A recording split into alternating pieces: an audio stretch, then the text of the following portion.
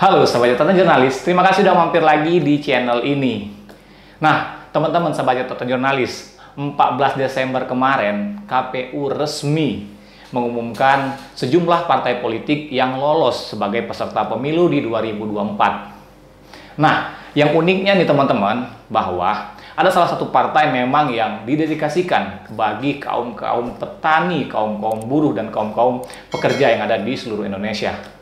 Nah, dalam diskusi saya hari ini, saya ditemani oleh salah seorang narasumber yang sangat luar biasa. Beliau adalah Ketua Umum Serikat Petani Indonesia, Bang Henry Saragih. Ya, selamat pagi. Selamat pagi, Bang. Apa kabar, Bang? Kabar baik.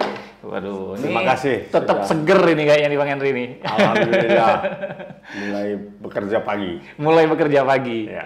Bang Henry, sebelumnya saya pengen nanya-nanya dulu nih, gimana kesibukan Bang Henry Saragih ini sendiri dalam mengorganisir Serikat Petani ini sehingga tumbuh menjadi sebuah organisasi yang dapat teman-teman ketahui bahwa sebagai salah satu organisasi petani terbesar di Indonesia. Ini gimana ceritanya nih?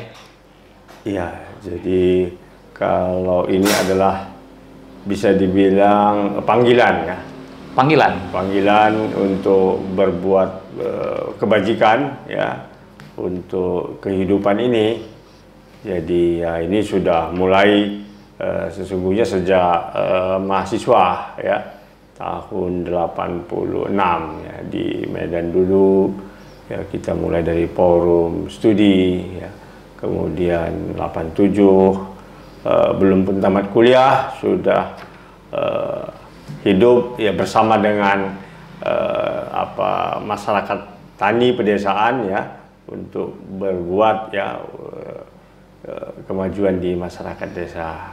Oh, jadi memang dari latar belakang sering berkumpul ya dengan kelompok-kelompok masyarakat tani ya? Iya, jadi kita ini dari kelompok studi menjadi kelompok aksi di pedesaan ya, memperjuangkan tanah petani. Mulanya kita sih membangun appropriate teknologi ya, di pedesaan tahun 87 sampai dengan tahun 88. Tapi tahun 88 kita akhirnya banyak berkonsentrasi ke urusan-urusan petani di mana banyak yang tanah-tanahnya dirampas oleh korporasi-korporasi besar ya, dan banyak kerusakan-kerusakan alam lingkungan hidup dengan hadirnya industri-industri yang mengambil hutan-hutan kita. Yeah. Itulah mengapa kita muncul.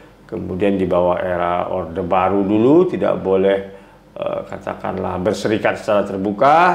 Kita dengan payung lembaga swadaya masyarakat terus mengorganisir petani dan masyarakat pedesaan. Barulah di tahun 90-an ya kita bisa mendeklarasikan Serikat Petani ya di Sumatera Utara, di Jawa Barat, dan di berbagai wilayah di Indonesia. Oke. Jadi begitu era keterbukaan ada, momentum ada, tahun 98 kita deklarasikan Serikat Petani Indonesia di level nasional, waktu itu Federasi Serikat Petani Indonesia. Federasi Serikat Petani Indonesia. Oh, ini sebelum jauh panjang lebar tentang kiprah akhirnya menjadi Serikat Petani Indonesia, saya pengen tanya dulu nih sama Bang Henry Saragih nih. Ini mungkin menjadi bayangan juga bagi generasi muda. Kenapa pada saat itu ada ketertarikan dari Bang Henry Saragih ini sebagai aktivis tani? Kok kenapa sih justru kita memilih aktivis tani gitu? Boleh disampaikan ke teman-teman sahabat catatan jurnalis dan mungkin sahabat dari Serikat Petani Indonesia. Ya, itu yang saya katakan tadi ya, semacam kayak pilihan ya. Ketika kuliah kan segala peluang ada ya. Waktu itu memang kuliah di pertanian? Saya tidak, kuliah di FISIP, FISIP. Jurusan Administrasi Negara. Tetapi semasa kuliah itu saya bergaul dengan mahasiswa pertanian, teknologi, ya sastra, fakultas hukum, ya kan kita punya forum studi. Ya jadi waktu itu ya mulanya ya semangat untuk melakukan perubahan lah ya, udah ya akhirnya lanjut ya jadi ya pilihan hidup. Jadi pilihan hidup. Pilihan hidup. Ini ya. cukup jauh loh melencengnya ini. Ya sebenarnya kalau dibilang kalau saya tidak melenceng sih, Iya. ya, karena ya sebenarnya kan hidup di pedesaan ya, Betul, tinggal betul, di betul. perkebunan dan di pedesaan gitu. Nah ketika di universitas saya menyadarin hal yang sesungguhnya Perlu perhatian. mungkin Iya. sangat biasa saja bagi saya, itu kalau dikaji secara ilmiah, secara konsep sangat luar biasa begitu. Itulah yang kira-kira makin menguatkan saya ya. Dan katakanlah ya, saya tanpa kuliah di FISIP USU pun sesungguhnya sudah tahu ya bagaimana kehidupan petani, kehidupan buruh perkebunan begitu sangat miskin, bagaimana tereksploitasi oleh sistem pertanian ya yang ada, sistem ekonomi yang ada gitu. Jadi kuliah di FISIP USU ya makin membukakan pengetahuan itu gitu. Dan ya itulah maka saya bilang panggilan dan pilihan. Memang harus melakukan satu perubahan bagi masyarakat kita ya, karena saya rasakan betul ketidakadilan itu. Bagaimana saya sebagai keluarga petani dan juga orang tua saya kerja di perkebunan, ya memang kehidupan itu jauh beda sekali dengan para buruh-buruh perkebunan itu ya, di mana mereka kehidupannya memang betul-betul dengan penuh kemiskinan ya, di tengah sesungguhnya kehidupan ekonomi yang makmur ya itu. Jadi saya tahu persis itu ya. Jadi ya ketika kuliah makin menjelaskannya, karenanya saya tidak mau petani itu jadi buruh ya. Saya tidak mau petani itu kehilangan tanahnya. Itulah kira-kira akhirnya membuat pilihan saya bersama dengan teman-teman terus mengorganisir para petani agar tanahnya tidak terampas, dan bagaimana supaya orang yang tidak punya tanah bisa menguasai mendapatkan tanah ya. Bahkan ya sebenarnya kita harus merombak ya sistem perkebunan yang ada sekarang ini, yang harus dikembalikan itu kepada petani. Dan saya semakin sadar ya, pertanian ini harus dikelola oleh petani, tidak oleh sebuah korporasi-korporasi yang besar seperti sekarang ini yang menguasai ya, katakanlah perusahaan itu mulai dari tingkat usaha bertaninya sampai ke pemasarannya. Artinya dari hulu ke hilir dikuasai oleh korporasi. Apalagi saya sejak tahun 93 katakanlah semakin intensif juga hadir di acara-acara internasional. Di acara-acara internasional. Ya, bahkan tahun 96 saya sudah memimpin delegasi dari Indonesia mewakili serikat-serikat petani hadir di konferensi La Via Campesina, Gerakan Petani Dunia. Dan tahun 2000 saya diangkat menjadi International Coordinating Committee ya, mewakili Asia Tenggara, Asia Timur. Dan tahun 2004 menjadi koordinator umum ya, ataupun ketua ataupun presiden dari Gerakan Petani Dunia. Gerakan Petani Dunia. Ya, dari situlah ya terus meluas kita berjuang, bukan saja pada aspek memperjuangkan tanah itu jangan dirampas secara kasus berkasus, tapi juga kebijakan. Bahkan di tingkat internasional kita sejak tahun 2001 mengusung ya deklarasi hak asasi petani untuk menjadi suatu deklarasi PBB ya, dan akhirnya kita berhasil ya selama buku ini berjuang 17 tahun. Tanggal 17 Desember tahun 2018 disahkan oleh General Assembly PBB ya di New York, sebuah UN Declaration, United Nations Declaration on the Right of the Peasant and Other Peoples Working Rural Area. Jadi sejak 4 tahun yang lalu ya, baru saja kita peringati 4 tahunnya. Ya, sesungguhnya petani dan orang-orang yang bekerja di pedesaan sudah punya deklarasi PBB, yang itu yang sebelumnya belum ada. Dan itu adalah hasil perjuangan petani dari kampung-kampung ya yang ada di Indonesia kita bawa ke internasional bersama-sama dengan petani-petani yang ada di seluruh dunia, bukan saja dari negara-negara selatan tapi juga dari negara-negara utara, karena ternyata petani-petani yang ada di Eropa ya, di Amerika ya, tentunya lagi di Afrika itu mendukung supaya ada UN Declaration. UN Declaration. Ya. Ini sebelum jauh nih, ini Bang Henry. Ini menarik nih teman-teman sebagai jurnalis ini. Artinya seorang anak petani dari Sumatera Utara ya kemarin. Sumatera Utara. Artinya anak petani dari Sumatera Utara yang memang berhasil menghimpun menjadi koordinator presiden dari Serikat Petani Dunia ya. Nah ini artinya luar biasa, Bang Henry. Ini menjadi sebuah peluang. Artinya peluang apa? Kita bisa melihat peluang dari internasional, petani-petani internasional. Dan apa yang terjadi di Indonesia, Bang Henry rasakan pada saat Abang melihat ke luar negeri, Abang melihat situasi-situasi petani-petani di luar negeri. Ini seperti apa jika kita korelasikan dengan petani-petani Indonesia yang mungkin saat ini, ya dapat Bang Henry Saragi rasakan sendiri, atau dapat Bang Henry Saragi lihat sendiri. Ini seperti apa korelasi yang seharusnya ada kebijakan-kebijakan yang memang dituangkan atau dipedulikan kepada petani-petani Indonesia. Ya, pertama saya luruskan, ibu saya yang petani, ya bapak saya terakhir puncaknya sebagai manajer di perkebunan. Iya. Ya, jadi itu yang saya katakan tadi, saya merasakan ya betapa kehidupan petani ya yang punya tanah ya, dan bagaimana sesungguhnya hidup ya di perkebunan itu, gitu, ketidakadilan itu. Gitu. Nah. Jadi kalau bicara soal petani, kita kalau mau ambil paruh sekarang ini ya, sesungguhnya terjadi perubahan ya. Kalau abad 20 itu bisa dikatakan memang abad di mana sistem kolonialisme itu berjalan sedemikian rupa ya. Nah, di abad 21 ini yang dimulai tentunya di ujung dari abad 20 sudah berlaku apa yang disebut dengan suatu tatanan ekonomi dunia baru yang di bawah sistem neoliberalisme.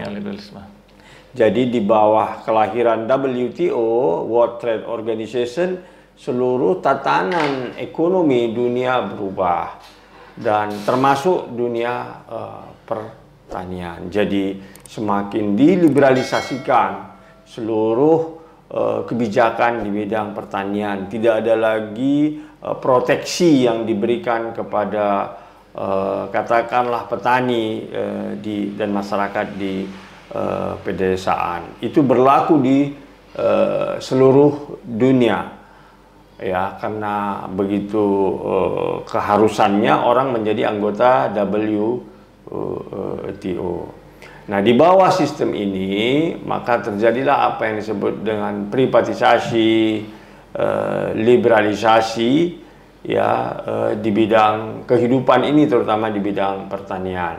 Semua negara harus membuka pasar perdagangannya ya, dan didorong terjadi privatisasi di mana usaha-usaha pertanian, kehidupan pertanian yang selama ini dikelola oleh negara, dikelola oleh koperasi petani, dan dikelola oleh masyarakat adat, dibuka, didorong untuk menjadi suatu usaha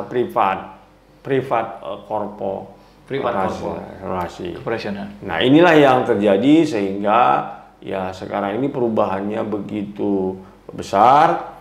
Terjadilah apa yang disebut dengan ketergantungan satu negara dengan negara lain. Indonesia menjadi negara terbesar penghasil sawit di dunia ya, bersama dengan Malaysia yang memenuhi pasar Eropa ya, internasional, dan pada satu sisi karena dibukakan perdagangannya kita menjadi importir pangan terbesar juga, impor gandum, impor kacang kedelai, susu, sapi ya, dan sebaliknya India ya, kita ekspor ke sana dan pemenuhan kebutuhan pangan mereka. CPO ya, mereka mengekspor ke sini daging dan gula.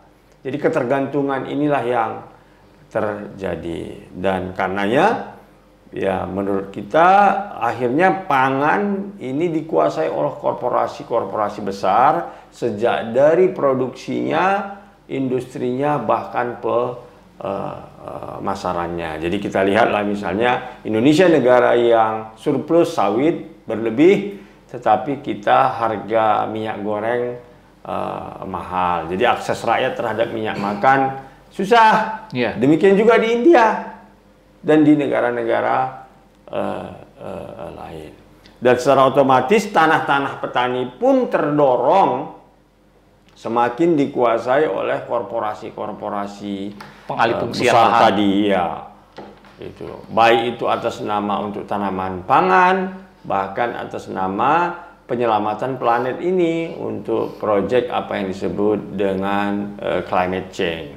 Ya, jadi betapa banyak hutan-hutan yang dikuasai masyarakat adat ataupun negara sekarang harus dikelola oleh sebuah korporasi internasional, dan dia memperdagangkan karbon hutan itu di tingkat internasional untuk mendinginkan bumi ini. Jadi bukan saja bahan pangan yang diperdagangkan, tapi oksigen pun diperdagangkan. Itulah di bawah sistem World Trade Organization ini. Semuanya mau dikapitalisasikan, semuanya mau dimonetarisasikan dan diperdagangkan. Di balik itu saya ingin akhiri, inilah yang sebabkan terjadinya yang disebut dengan krisis-krisis sekarang. Ya, begitu terjadi perang Ukraina dan Rusia, ya, mata rantai perdagangan pangan dunia pun terganggu. Harga-harga menjadi mahal. Nah, bukan pun atas nama perang, ya, pihak kekuatan yang menguasai pangan tadi, kalau dia ingin mendapat untung, dia bisa dengan seketika menaikkan harga pangan itu. Itulah yang terjadi pada tahun 2008. Dan sebagaimana data yang menunjukkan, komitmen para pemimpin negara tahun 96 yang mau menghapuskan kelaparan di dunia ini 800 miliar pada waktu itu, kenyataannya tidak tercapai sampai hari ini. Karena itu ya justru kebalikannya yang terjadi. Justru orang yang lapar di dunia hari ini ada mencapai 1 miliar. Tapi sebaliknya ada yang orang obesitas mencapai 2 miliar. Ini lebih besar. Inilah menunjukkan suatu keadaan di dunia yang tidak adil. Nih teman-teman, kita tadi baru ditunjukkan bukunya. Nah, sekarang saya pengen bercerita sedikit nih tentang buku deklarasi PBB dari petani ini, yang deklarasi petani ini, ya. Ini boleh jelaskan sedikit ini Bang Henry. Deklarasi ini menceritakan atau isinya sepintas ini tentang apa dalam buku ini? Kesepakatan seperti apa mungkin, atau rumusan-rumusan seperti apa yang dibuat dalam buku ini, yang hasil dari buku ini? Bisa jelaskan sedikit ke teman-teman sahabat catatan jurnalis. Jadi bisa merumuskan, mungkin nanti juga bisa mereka mencari seperti apa rangkaian dari rumusan dari Perserikatan Bangsa-Bangsa ini. Ya, jadi ini sesungguhnya deklarasi yang dirumuskan ini, PBB ini berasal dari katakanlah tuntutan kita petani yang di kampung-kampung. Kita sebagai petani bertanya, mengapa kami sebagai petani begitu mudah tanah kami dirampas? Nah, akhirnya dimasukkanlah, kami sebagai petani harus punya hak terhadap tanah. Kedua, misalnya, mengapa kami petani yang hidup kami sudah baik dengan air di sekitar kami, tiba-tiba ada orang dengan gampang membuat polusi ataupun mengeringkan rawa-rawa kami. Nah, jadi hak petani terhadap air. Kemudian hak petani terhadap benih, karena mengapa kami yang sesungguhnya sudah bisa bertani dengan benih kami tiba-tiba dilarang dengan benih kami. Ingat ya, pada masa Soeharto dulu, Orde Baru tidak boleh petani menanam benih yang diproduksi oleh petani sendiri. Dia harus menanam benih yang diintroduksi oleh pemerintah. Bahkan bisa dituduh sebagai orang yang terlibat dalam organisasi terlarang. Terus ya di dalam ini juga ya petani bertanya, bagaimana kami ini? Kami sudah memproduksi, tetapi ketika kami jual harganya rendah. Jadi harga terhadap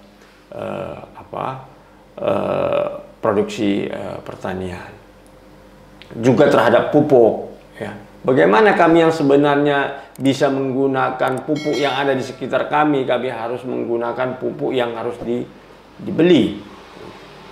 Dan seterusnya, hak petani untuk informasi, hak petani untuk berkumpul. Pada masa Orde Baru dulu, ya petani untuk berkumpul aja nggak boleh. Siang hari aja rapat begini di tengah terang benderang, dibilang itu rapat terlarang, gelap, iya. rapat gelap. Ya, padahal terang benderang. Nah, jadi itu intinya, hak petani terhadap tanah, terhadap air, terhadap benih, ya, terhadap pupuk, terhadap harga yang adil, haknya terhadap informasi, kebebasan berkumpul, ya, terus terhadap hak petani perempuan, ya, karena petani perempuan ya selalu juga didiskriminasi, gitu. Oke. Nah, jadi ada 28 pasal yang ditetapkan oleh PBB, deklarasi PBB, termasuk tentang di situ penjelasan tentang hak kewajiban daripada negara untuk ngurusin petani. Itu. Artinya sudah dirumuskan dari berbagai negara, dari berbagai negara yang memang mengalami permasalahan-permasalahan petani dirumuskan dalam suatu deklarasi PBB. Dan terasa sewaktu membahas soal tanah, wah itu memang banyak negara-negara, terutama ya tadi ya yang penentangnya ini, deklarasi ini adalah negara-negara Eropa umumnya, Amerika, ya Inggris, Australia, ya. Jadi negara-negara itu yang banyak yang menentang ini. Ya, walau akhirnya di voting kita yang disepakati menangi. Ya, dan terutama ini negara-negara G77 ya, negara-negara non-blok yang menjadi promotornya. Oke, ini teman-teman sobat jurnalis ini luar biasa sekali nih. Kalau berbicara soal pertanian ini juga tentunya dengan tidak lepas dari kedaulatan pangan. Tapi kedaulatan pangan ini tidak lepas juga dari namanya kebijakan dari pemerintah. Nah, ini sebelum kita agak panjang lebar ini, Bang Henry. 2000-an lah, tahun 2000 sampai 2003 itu partai politik yang kemarin diumumkan KPU 14 Desember kemarin. Ada salah satunya yang memang dinyatakan lolos. Di 2000-an, di tahun 2000-an itu sudah sempat lahir inisiatornya Dr. Muchtar Papahan. Nah, jadi pada waktu itu belum ada ketertarikan dan akhirnya sekarang kami melihat bahwa inisiator lahir kembali partai ini, partai buruh ini. Ini kenapa? Kenapa akhirnya salah satu menjadi inisiator lahirnya kembali partai buruh ini adalah Serikat Petani Indonesia. Boleh bercerita? Ya, jadi ketika reformasi, lalu ketika banyak kekuatan-kekuatan mendeklarasikan partai politik, ya, termasuk almarhum Muchtar Papahan, dia sebelumnya kan sudah mendirikan Serikat Buruh, ya, dan dia pada waktu itu mendeklarasikan partai buruh. Nah, kita petani waktu itu lebih fokus kepada bagaimana membangun gerakan petaninya, serikat petaninya, tapi kita tidak masuk ke gerakan politiknya. Nah, dan kita menguruslah terus serikat petani kita ini. Dan perlu dilihat, ya, dalam perjalanannya tentunya ya kita tahu ya politik, dan kita berpikir ya kita dengan gerakan rakyatnya, gerakan serikat petani ini bisalah membawa perubahan yang menyeluruh, demikian. Dan kita ya dalam prosesnya ini selain daripada mengusung tadi deklarasi PBB ya, hak petani, juga mengusungkan kebijakan-kebijakan, termasuk soal akhirnya kita berhasil mendorong undang-undang pangan, ya, memasukkan poin tentang kedaulatan pangan dalam undang-undang pangan tahun 2012 nomor 18. Bahkan pun sebelum lahirnya deklarasi PBB ini, kita Serikat Petani Indonesia sudah berhasil mendorong lahirnya apa yang disebut dengan Undang-Undang Perlindungan Pemberdayaan petani. Undang-Undang Perlindungan Pemberdayaan Petani. Ya, dan kita tahun 2009 sudah berhasil mendorong lahirnya Undang-Undang Perlindungan Lahan Pertanian Berkelanjutan. Dan lagi kita berhasil mempertahankan Undang-Undang Pokok Agraria nomor 5 tahun 60 dipertahankan, tidak dirubah karena banyak kekuatan-kekuatan global tadi itu tidak berhasil ya merubah itu gitu. Yeah. Dan kita juga melalui Mahkamah Konstitusi banyak membatalkan undang-undang, termasuk undang-undang investasi yang mau menempatkan tanah itu 90 tahun HGU-nya. Nah, ini perjalanan kita. Dan tentunya di internasional juga, ya kita banyak berinteraksi dengan para pemimpin-pemimpin negara yang mendukung perjuangan kita, ya baik di Afrika, Latin Amerika, bahkan di Eropa juga. Nah, dan di Indonesia. Nah, dalam perjalanannya ya kita melihat Serikat Petani ini nggak cukup perjuangan kita ini dengan perjuangan dengan Serikat Petani. Karena kita melihat ya kekuatan politik dan politik di negeri kita ini semakin dikuasai oleh kekuatan-kekuatan kapital global tadi. Iya. Ya, kebijakan-kebijakan ada kita buat, bahkan sudah masuk RPJMN pun, ya misalnya tentang reforma agraria, ya kita ajukan seperti yang terlihat di dalam buku, tetapi tidak dilaksanakan. Bahkan yang paling terparah lagi ada semacam arus balik ya. Untuk merubah ya kebijakan-kebijakan yang selama ini sudah diperjuangkan. Selama ini sudah kita perjuangkan, yang sudah memproteksi petani. Iya. Gitu. Misalnya undang-undang pangan tadi, undang-undang perlindungan hak asasi petani, ya. Dengan lahirnya undang-undang Cipta Kerja. Dengan lahirnya undang-undang Cipta Kerja. Kacamata petani melihat itu seperti apa nih, Bang? Ini agak beda. Kita melihat itu jelas ya kekuatan politik tadi ya. Jadi undang-undang yang ada tidak dilaksanakan, komitmen yang sudah ada pun tidak dilaksanakan, ya. Bahkan mau dirubah. Nah, ini adalah menunjukkan tidak adanya kekuatan politik yang sungguh-sungguh yang kuat memang memperjuangkan kehidupan petani kita, rakyat kita, bahkan negeri kita ini kalau menurut saya ya, karena nyata sekali kayak konstitusi kita pun waktu itu dirubah kan ya di awal reformasi ini yang sesungguhnya itu adalah benteng dari kehidupan ekonomi kita ya. Itu jadi karenanya kita sejak tahun 2016 sudah serius ya mau membuat partai politik ya. Waktu almarhum Muchtar Papahan ada 2017 ya sudah mau kita hidupkan kembali, tetapi ketika itu ada beberapa hal ya membuat tidak jadi ya, dan barulah ketika di tahun 2021 kemarin ya 2001 di bulan Juni kita memutuskan bersama dengan Serikat Buruh bagaimana kita membangun partai dan kita memilih partai buruh yang sudah ada itu untuk kita hidupkan kembali lagi. Kenapa kita memilih berkolaborasi dengan para serikat-serikat buruh ini, Bang Henry? Ini asik ini karena petani ya dengan serikat buruh. Kenapa justru memilih berkolaborasi dengan satu wadah partai politik yang disebutkan tadi?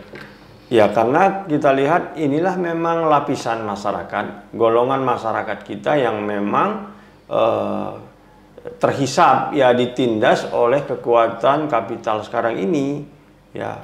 Jadi buruh kehidupannya semakin parah, terutama lagi dengan undang-undang Cipta Kerja itu ya.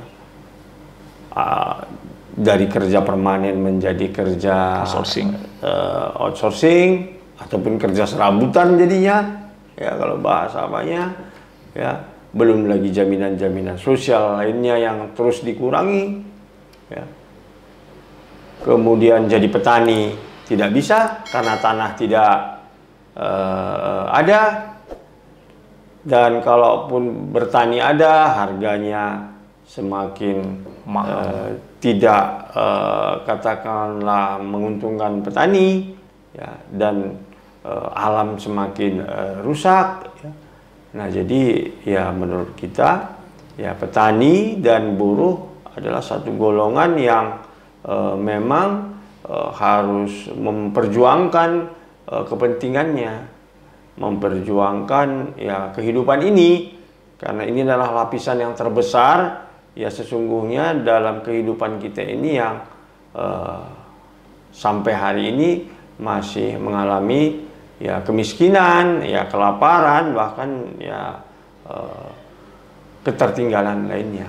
Oke. Jadi inilah yang mendasari kita, yang mengapa kita harus bersatu, para buruh, petani, nelayan, ya orang-orang yang ada tinggal di pedesaan maupun orang-orang yang terlantarkan di perkotaan ini, ya, dan orang-orang yang tergusur lainnya, ya para masyarakat adat, ya, dan juga yang para katakanlah masyarakat-masyarakat, komunitas-komunitas yang mau memperjuangkan lingkungan hidupnya. Ini yang kita ajak dalam partai kita ini. Iya, ini kan unik nih Bang Henry, luar biasa nih. Bagaimana kita menumbuhkan kesadaran para petani, nelayan, dan buruh tadi agar turut berpartisipasi dalam berkecimpung mendukung pergerakan dari partai politik ini tadi. Bahwasanya kita melihat bahwa sekarang ini sifat apatis masyarakat nih Bang Henry.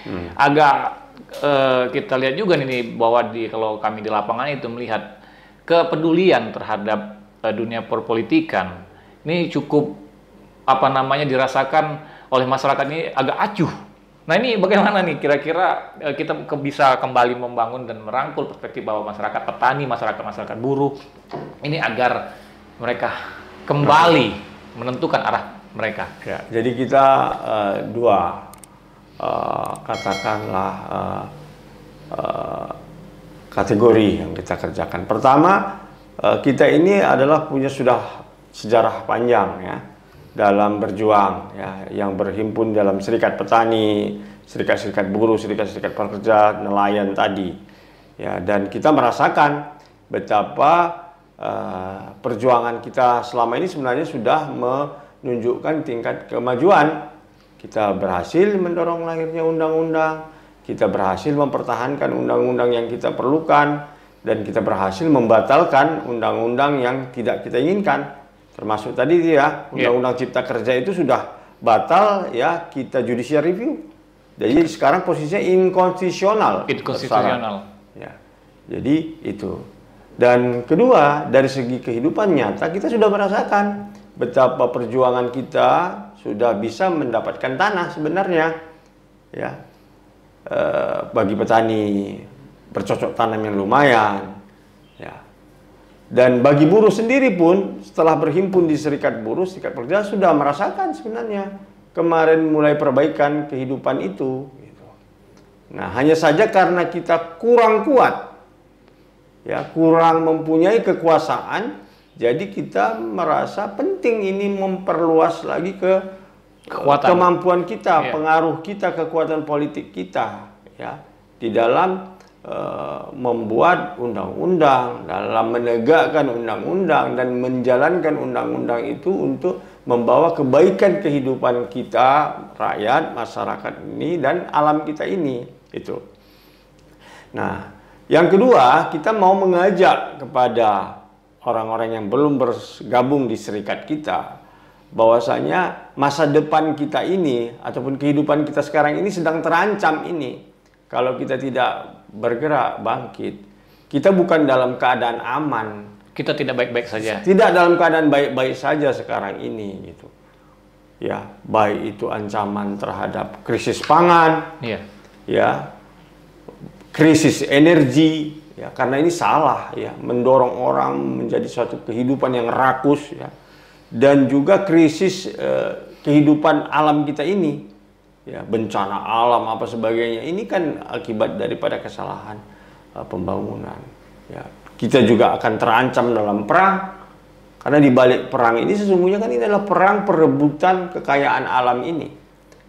Nah, ini yang mau kita ajak dalam partai buruh ini. Makanya kita mendorong terjadinya perombakan pada sistem kehidupan kita, ekonomi kita, ya. Kayak kita dorong reforma agraria, menata kembali terhadap penguasaan, pengelolaan terhadap tanah kita ini supaya lebih adil, ya, untuk kebutuhan dasar kita, pangan kita, ya, supaya terbentuk apa yang disebut dengan kedaulatan pangan kita, ya. Dan juga kita bisa bekerja, para buruh-buruh ini bekerja di lahan-lahan pertaniannya maupun di usaha-usaha kita sendiri, ya, baik itu di usaha pertanian maupun di industri. Karena sesungguhnya sekarang ini sudah terjadi ketimpangan industri yang memboroskan energi, yang memboroskan sumber alam kita ini, dan mendorong manusia sangat rakus sekali untuk menghabiskan kekayaan alam kita ini. Akibatnya ini tadi, ada orang 1 miliar lapar, ada orang yang sangat miskin sekali, tapi ada orang yang punya kekayaan yang sangat ampun, ada yang sudah naik superjet, ya. Ada orang yang sekarang ini katakanlah bagaimana dia untuk bertahan hidup pun sudah sulit. Dan ini bukan fenomena Indonesia, ini fenomena dunia. Nah, itulah saya pikir yang mengapa kita lahir, dan ini menunjukkan kita harus berdaulat. Rakyat harus memegang kendali politik. Kita tidak boleh biarkan kekuatan-kekuatan kapital global ini mengendalikan politik ini, global ini. Ya, Partai Buruh seperti apa?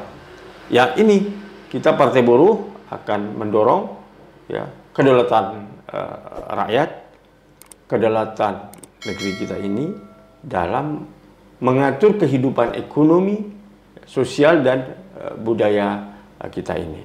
Makanya, ya, agar supaya terjadinya keadilan, ya, distribusi terhadap kekayaan alam kita, ya, terus diberikannya kesempatan kepada semua orang, ya, dan dikelolanya alam ini supaya bisa membuat kesejahteraan bagi kita, rakyat Indonesia. Satu lagi nih Bang Henry, ini closing statement Bang Henry. Silakan Bang Henry sampaikan kepada petani-petani di Indonesia, apa Bang Henry harapkan kepada petani-petani Indonesia untuk mensukseskan pemilu 2024 mendatang? Ya, pemilu 2024 ini adalah momen bagi kita untuk petani yang merebut kembali kedaulatan kita yang sudah terampas, ya, oleh kekuatan-kekuatan lain.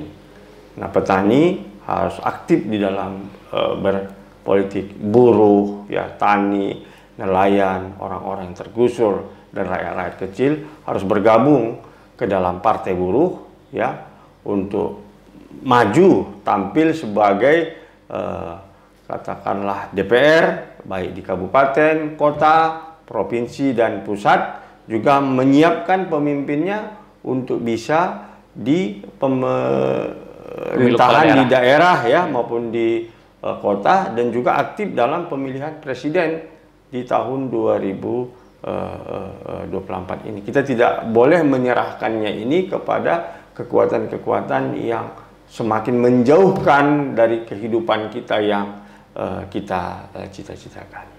Oke, luar biasa sekali.